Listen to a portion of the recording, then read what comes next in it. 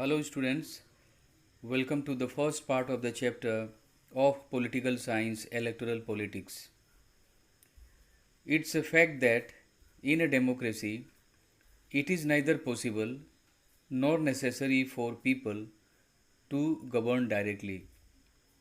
The most common form of democracy in our times is for the people to govern through their representatives. In this chapter, we will look at how these representatives are elected. So, let us begin by understanding the meaning of election. What is election? An election is a mechanism by which people can choose their representatives at regular intervals and change them if they wish to do so.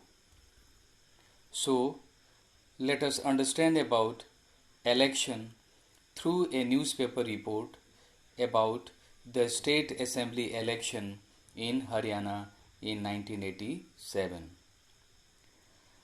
The state had been ruled by a Congress party led government since 1982. Chaudhry Devilal, then an opposition leader, led a movement called Nyay Yudh, struggle for justice, and formed a new party, Lok Dal.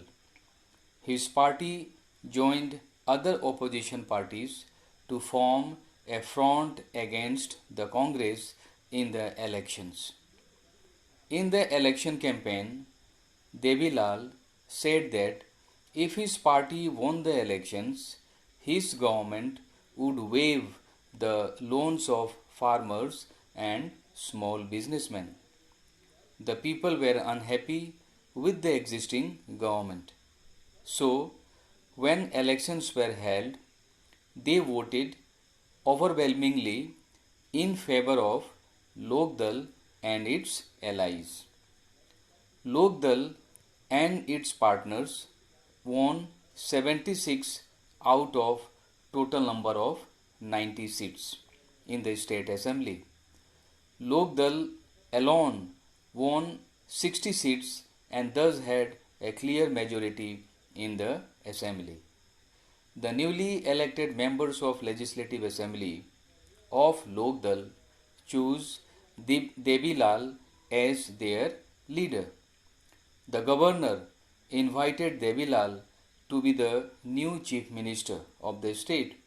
His party ruled the state for continuously 4 years. The next elections were held in 1991, but this time his party did not win popular support. The Congress won the election and formed the government again.